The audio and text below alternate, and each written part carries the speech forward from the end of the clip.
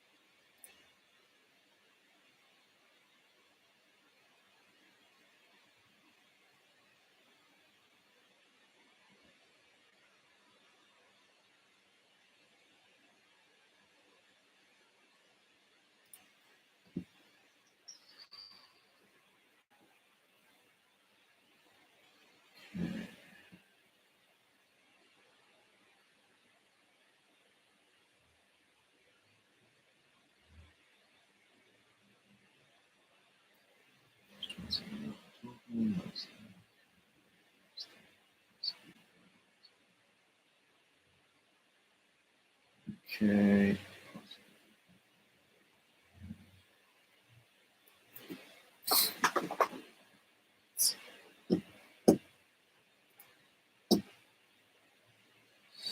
At the moment, just testing live stream. Looks like that the YouTube live stream appears to be working. Got my monitor, got my two monitors, one on the left here and one on the right here. Just testing the stream to see how it's going.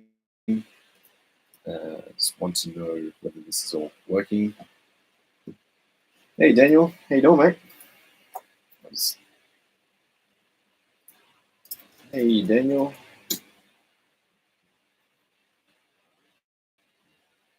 Yeah, I'm just testing out the live stream. I'm not sure whether this is working or not, but it appears to be working. So it's good. Thanks for the wishes.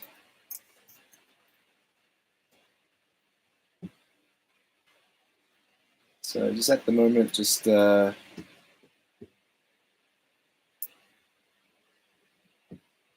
Daniel, how are you today, mate?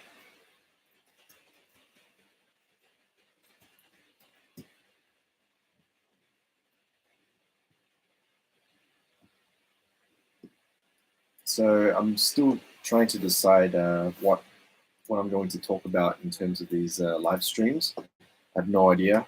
The other day I was watching a live stream from this guy. He was in Venice and he was just talking about watches, and I thought that was really cool. And he was just having a glass of wine. It was just talking a lot of stuff, and I thought that was really good. So I'll probably try and do the same thing after I get a few practice runs on this live stream thing. So I'm good.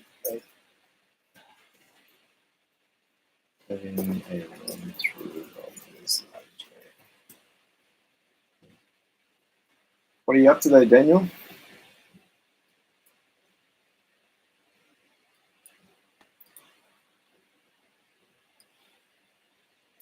So it's a bit different. So I'm chatting and also speaking at the same time. It'll be good to know what everyone's up to.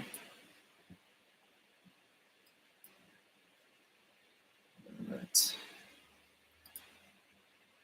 Just like that. So, cool. You're at work and you saw the link. Busy working, hey? So what do you do for work?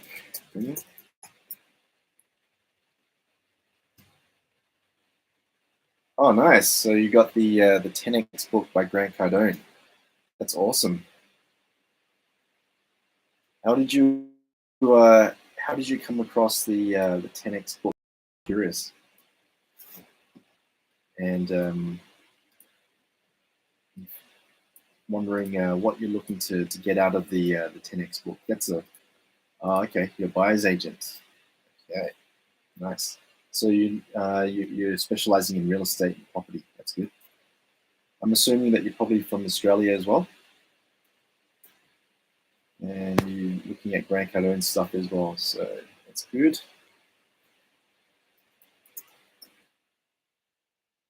Yeah, definitely. Just curious, when did you come across Grant Cardone? Because I've been following him since I think 2016. Oh, okay, cool. You're based in Melbourne. Awesome. Yeah. What were the key takeaways that you got from Grant Cardone? The biggest things that you learned? I'm just curious.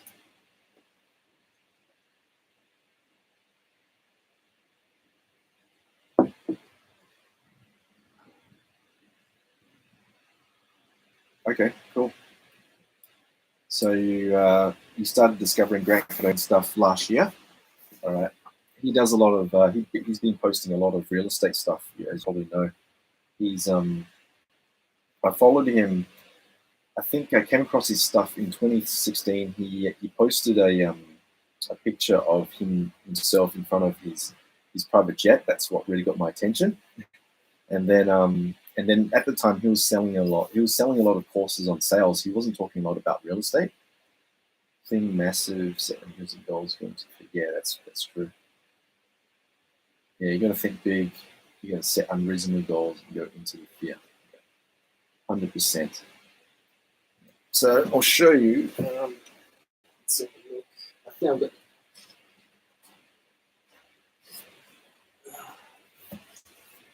I've also got the 10x book as well. So one of my good one of the biggest things I learned was his 4 degrees of action, which was there's only 4 things that you can do when you're responding to an outcome. Is you can do nothing, you can take normal levels of action, or you can retreat as well. But the big thing that you should do is take massive action. And when you take massive action, you can probably come across a lot of issues as well, because when you take a lot of action, you're going to get a lot of results, but you're going to get a lot of problems. But just like you said, you got to go into the fear, right? So you have to just keep taking action, go through a lot of problems, but also get a lot of results. So that's really good. He's going hard on the real estate probably because of Cardo Capital, but his sales and marketing stuff is great. Yeah, totally agree. Yeah, I saw him.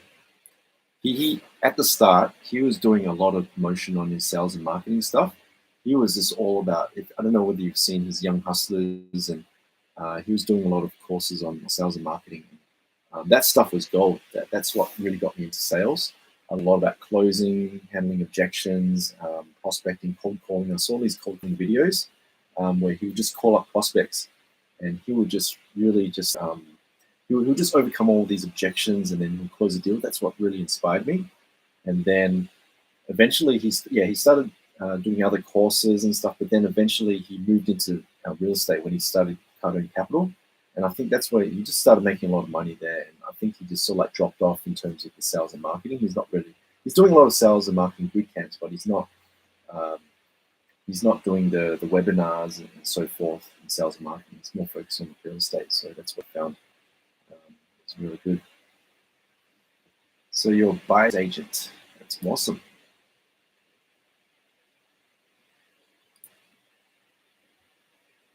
I went and saw just a bit of background on buyer's agent stuff. So I'm reading a lot of books on real estate. I just recently read a book by let me just go get it.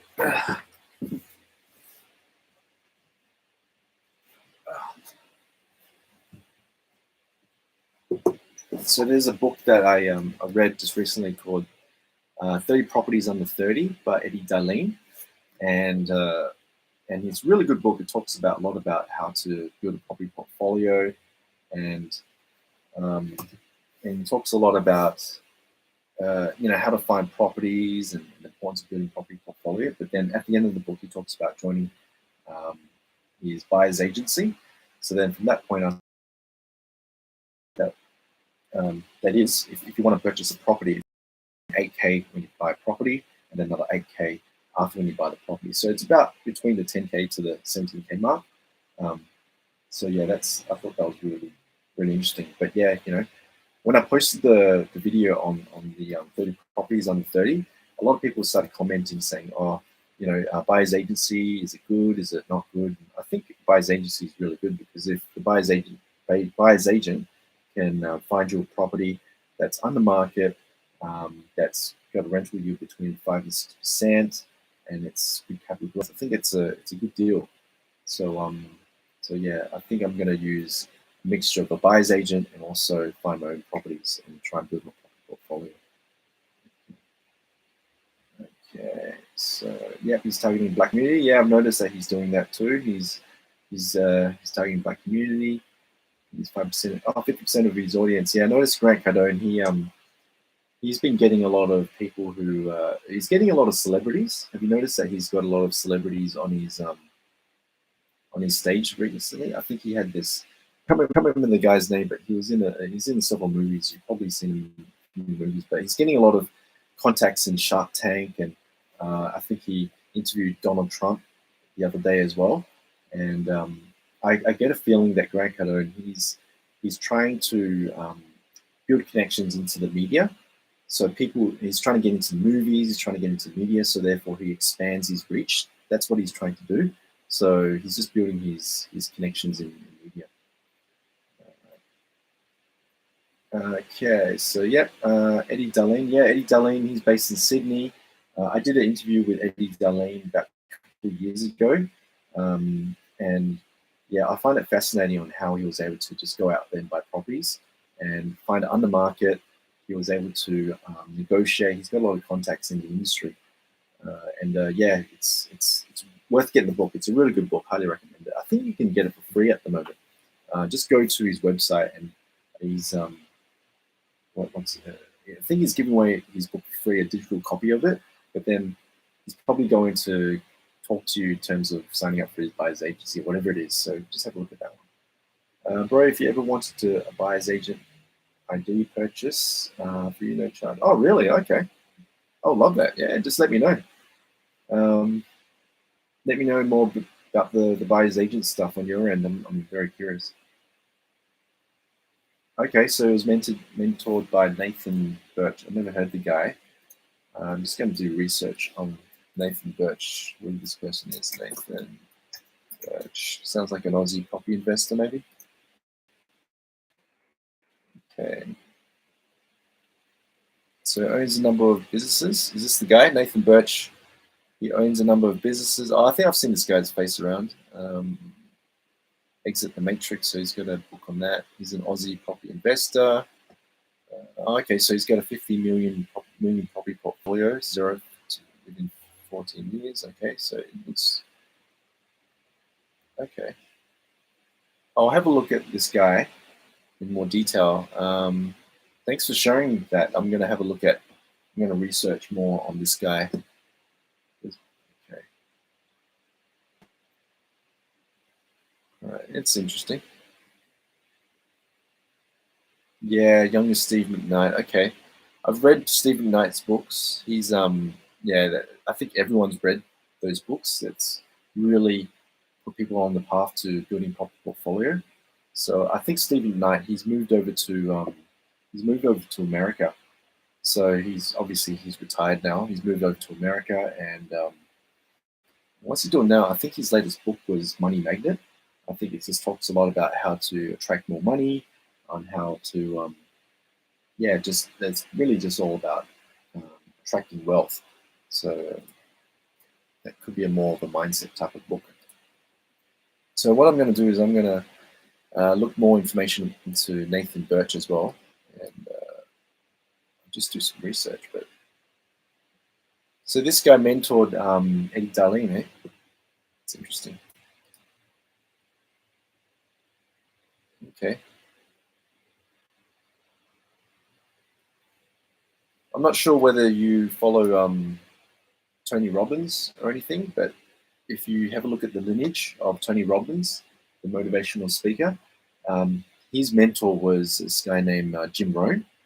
And Jim Rohn, what he did was he hired Tony Robbins when he was just starting up, and then that's how Tony Robbins knew a lot about seminars, and then that's when he branched out. So it's always interesting to go after the the mentors. Oh, it's Purple Snow. Hey, Purple Snow. She's based in Japan, and usually, yeah, we play together. Okay, yep, yeah, yeah, that's right. Yeah, so it's interesting. No worries, Purple Snow. Good luck with the broadcast. Thank you for everything. Thanks, Purple Snow. It was nice playing with you the other night. That was a lot of fun.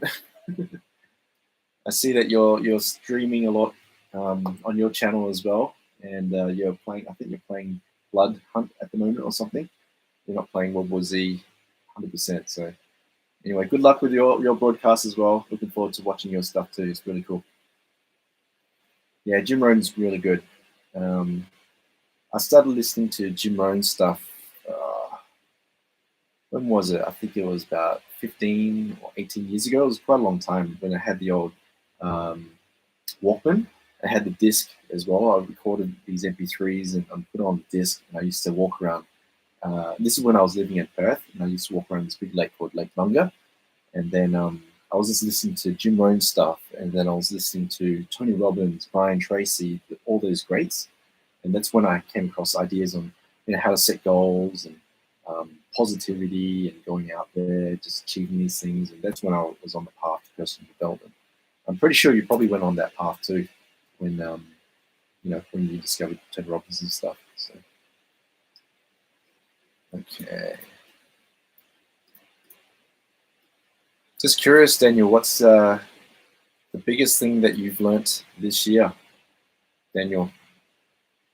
A big key takeaway that you've learnt this year.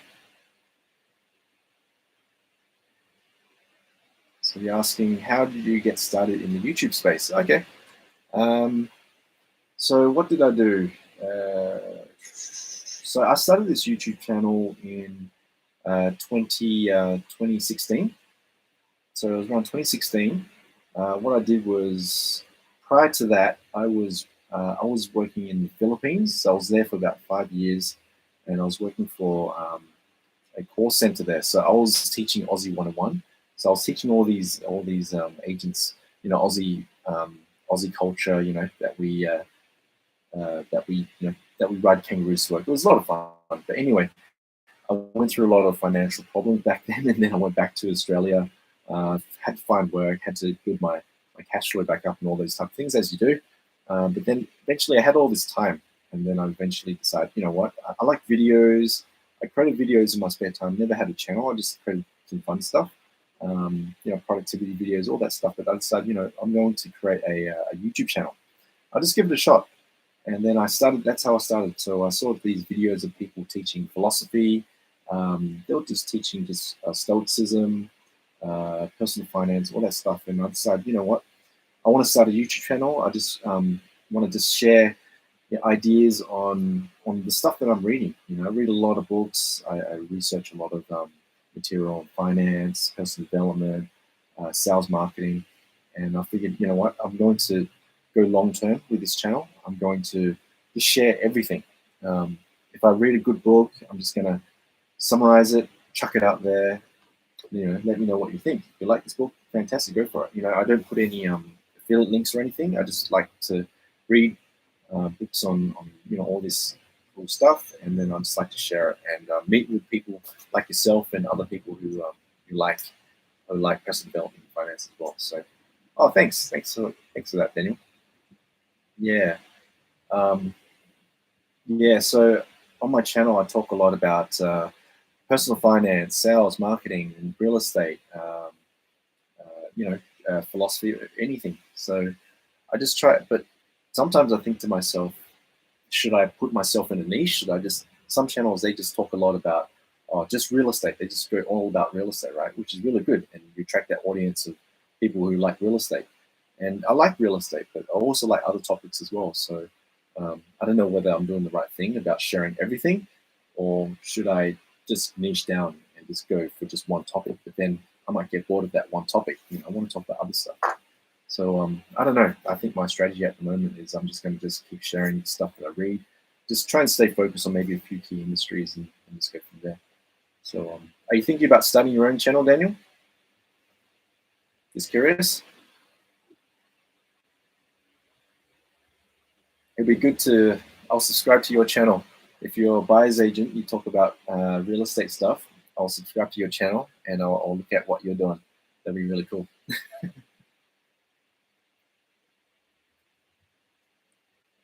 You'll be the next Grant Cardone, Hey guys, welcome back to my channel. In this video, I'm going to show you how you can use me as a buyer's agent, and I'm going to get you your properties and stuff. That'll be cool.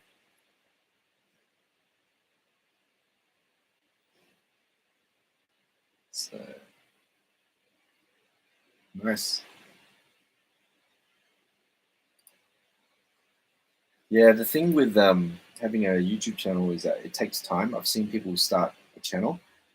So a bit of background is when I started my channel, I think I remember having just a couple of subscribers, and then I went up to, my first 100 subscribers. And it took many, many years to get to 1,000. I only hit 1,000 subscribers after about I think it was 4 years or 5 years, something like that, something crazy like that. I think I've had the channel for about 6 years or something, or maybe a bit longer, or 7 years. But yeah, it took a long time. And I know there's people who start, they get discouraged because it's a lot of work. You create videos, you post it, you edit, you do another video, you post it, and then you see that many views, and it can be really discouraging. But I think that if you just keep working at it, look at it as long term, look at something that you're really passionate about. If you like property and you feel that you're going to talk about it for 10 years, then just do it and have fun with it. But it took me a long time to build up my channel. At the moment, I'm hitting at about 2,000. I only hit 2,000 subscribers only last month. So yeah, I'm just going to keep posting. I'm playing around with this live chat, which is good. And yeah, good. We should do an interview. Yeah, why not? Why not, man? Want me to interview you, or do you want to interview me? It's up to you. What do you want to do? I'm not sure. Do you have a is this your own business, or you're working for a company? I'm just curious because I've been thinking the other day. I want to get back into how do you go about creating thumbnails? Okay, that's a good question. So I use Adobe Photoshop, obviously. I have my own little templates. So you have to do research on the dimensions of the YouTube thumbnail. So I can't remember the size, the dimension size. So just do a Google research on the dimensions of the thumbnail. Then use Photoshop, and then create the dimension according to YouTube thumbnail requirement. And then from that point, that's when you just go ahead and just create the thumbnails. So put in the text. One thing I've learned is that you've got to have a high resolution. It has to be high in color. So if you do a research, let's say you go into YouTube and you type in buyer's agency Melbourne or whatever it is, you'll see all these videos that pop up. And the videos that pop up, I noticed that it tends to be high color. So it tends to be yellow, orange, whatever it is to grab attention. So I try and just copy that.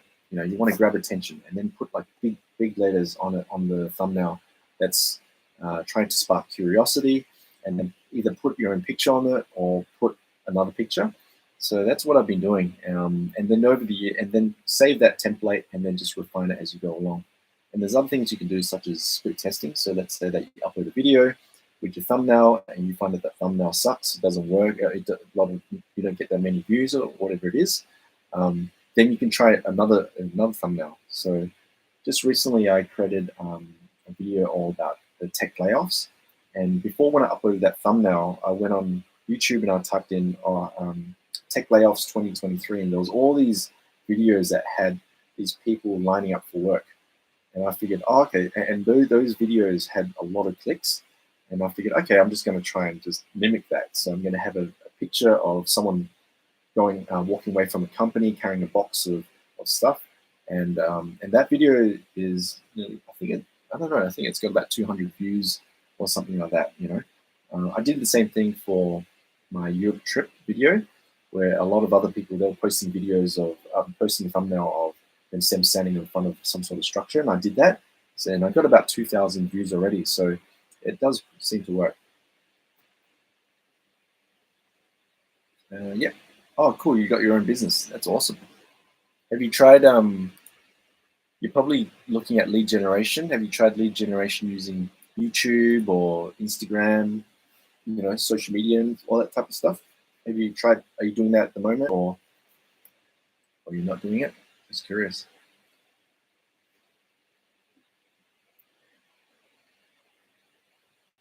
Because I see a lot of, with Eddie, Eddie Darlene, I've noticed that he is posting a lot of videos on his social media, and he's using the short form videos. So I'm starting to experiment a lot with YouTube Shorts. So YouTube Shorts is a short-term, it's a video that lasts for about 15 to 60 seconds. And it's a good way where people can just quickly see what you have, and they get exposure to, exposure to you, your product or your service, and then they can check out all the longer stuff. So I find that when I posted the YouTube Shorts, the short video, the engagement was really good. A lot of people just watched nearly the whole entire video. But when I posted a long video, yeah, people drop off after about 2 minutes or 3 minutes. If it's a 10-minute video or 8-minute video, people can just stay engaged for about 2 minutes or maybe even 1 minute. So that's the thing that I learned in on the YouTube space, is that engagement is everything. It's really hard to keep people engaged. So you have to learn how to do good editing. You have to learn how to make cool special effects, whatever it is. You just got to keep grabbing their attention. That's tricky, but if you can do it, you can do it.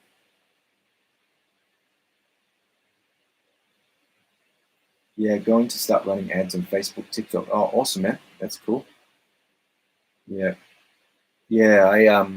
Facebook. I I'm not I'm not that good with Facebook ads. Maybe you can teach me how to do that. I know how to do it, but haven't got much results from it.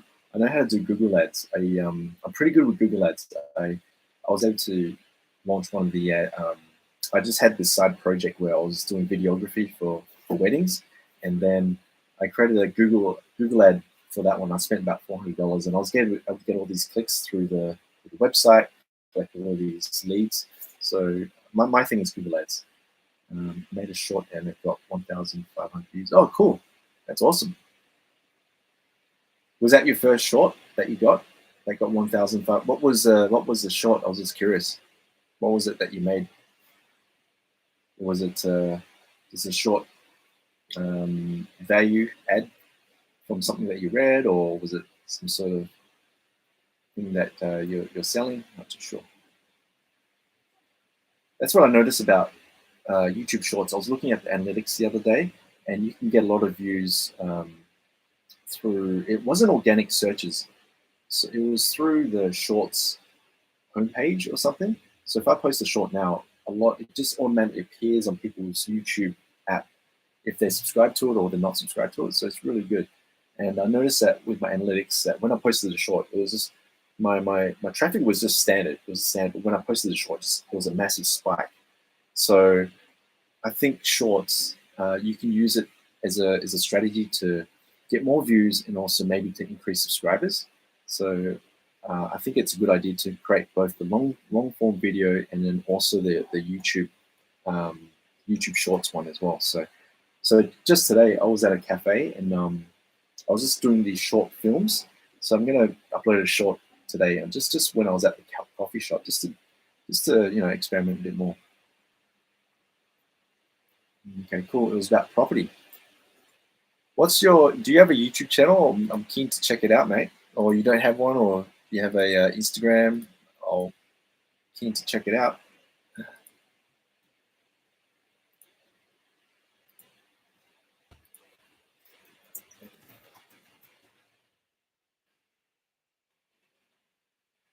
Yeah, it'd be good to have a look at what you're doing. Yeah.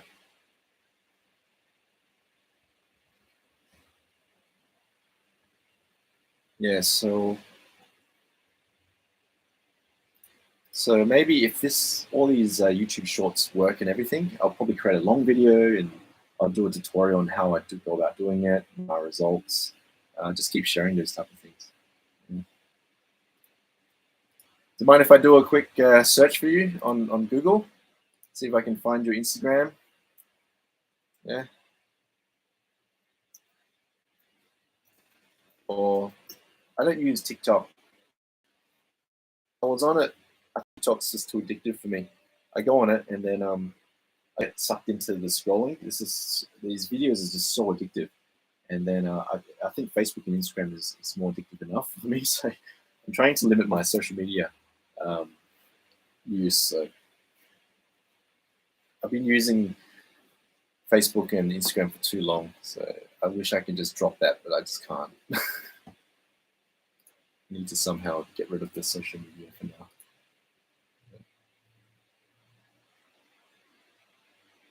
Looking at a way to convert that audience to my buyer's agency. Yeah, definitely. Apparently it works. It works.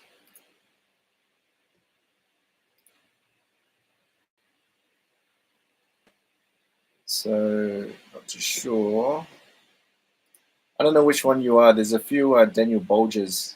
Um, there's a young kid. There's quite a lot of them. I'm not too sure which one yours is. I think it works. I think if you're consistent and you just keep posting, I think it does work. If you just keep on posting these small short-term these small videos with a link to your website to download a free book or your webinar, whatever it is, I think it does generate leads. So in terms of webinars, I'm experimenting with Webinar Jam at the moment. So I find that I was looking at this. I can't remember the guy's name, but he was advertising on Facebook, and I think it was a buyer's agency as well. It talks about building a property portfolio, usual stuff, and the way he structured his marketing was that he had a Facebook ad. You click on the ad, it goes to a landing page where you subscribe to his on-demand webinar, and the on-demand webinar will show you how he built a property portfolio in under 10 years. And at the end of the webinar, he pitched his agency, Buyers Agency Club, and that was it. So that was pretty much the whole process there. Go to Facebook ad, go to the landing page, subscribe to the webinar. You watch the webinar for 1 hour, and then at the end of the webinar, there's a pitch, and the pitch was selling for about $500. So maybe you can try doing the same thing too if you like. Just do a Facebook ad. You know Facebook ad, right? And then just go to your landing page where they watch your webinar about how you able to help your clients through your buyer's agency. And then from that point, if they're interested to join you, then please click here to book your spot. So that could be a good way to do it.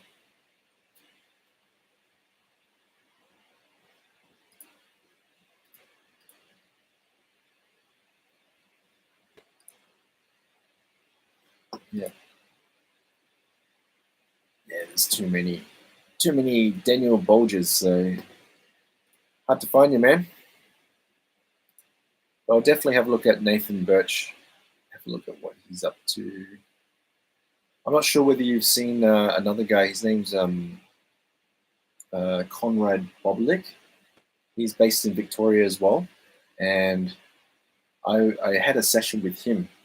I think it was last year, and I read his book on personal finance, property investing, and there's some people that don't like him. A lot of people said that he's a con man, but I think the knowledge that he's got is pretty legit. So I think he's on the right path there, I think.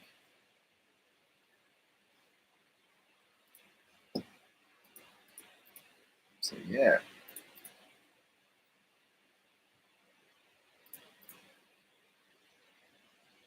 All right.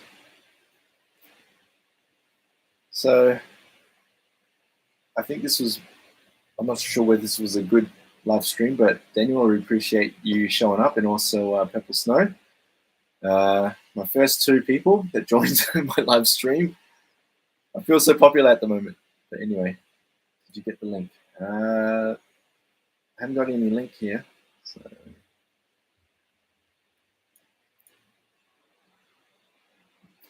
I haven't seen any links or anything. Maybe the chat automatically removes the link due to moderation. I'm not too sure.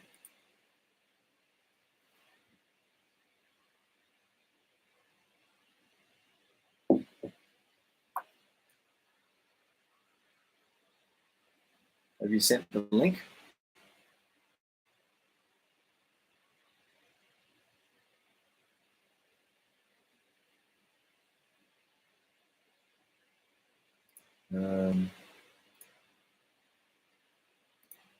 Or maybe you can write in the chat.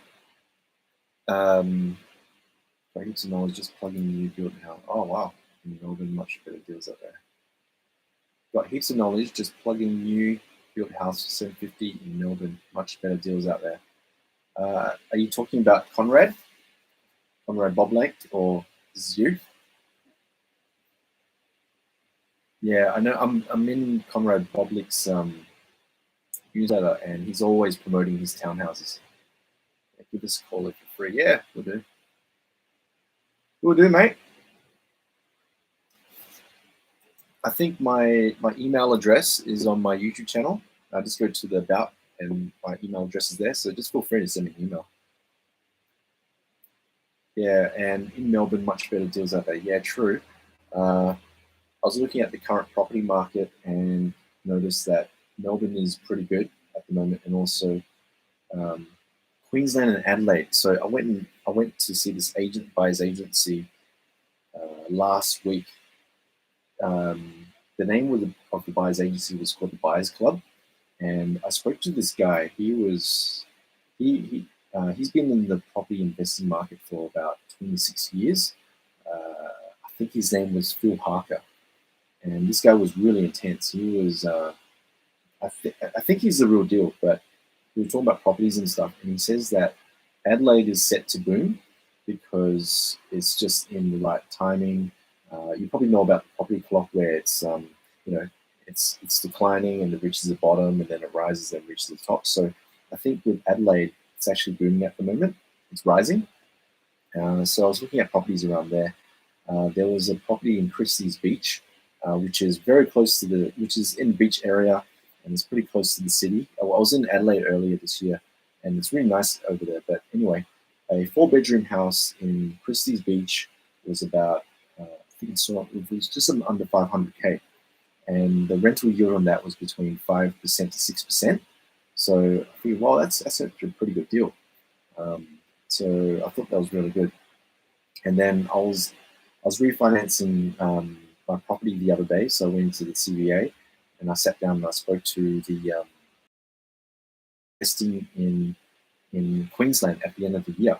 Not now, but after June or July, that's when you're going to start investing, because the reason for that is because of the Olympics. And if the Olympics goes ahead, everything goes ahead and everything, there should be a small boom in terms of property. So, and that's two people I spoke to. My finance broker, who helped me refinance the house in Perth, what he did was he says that he's going to hold on to his money, and he's going to invest at the end of the year. So it looks like a lot of people are waiting until all these interest rate hikes finish, and when they finish, there should be a decline in property values. And then when that happens, that's when everyone's going to jump in, because at the moment a lot of buyers are scared at the moment. So I went to an auction a few months ago and I saw this guy buy a $1.3 million property in Sydney. It's probably worth, last year it was probably worth about 1 million, maybe 900K or something, but he bought it for 1.3 million. And I'm thinking the repayments on that is just crazy. Sydney property price is just absolutely ridiculous at the moment. So, and there's properties going for about 2 million, 3 million, and just trying to imagine what's the mortgage payments on that is like, it's just ridiculous. You've got to have a really successful business to be able to pay for that. But anyway, but yeah, Melbourne market looks really good, and also Adelaide and Queensland. I think Perth is actually pretty good too. It's rising, so it might reach the top very soon.